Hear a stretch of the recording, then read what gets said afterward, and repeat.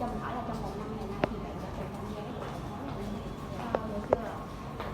Thì mình xin phép là bạn có mong muốn gì từ cái ngành học của mình? Đó là muốn tìm được một công việc ổn định sau khi tốt nghiệp. Hiện tại thì mức độ mà bạn cảm nhận cái thứ bạn mong muốn bạn có thể đánh giá theo điểm là bao nhiêu? Chắc là 7/10.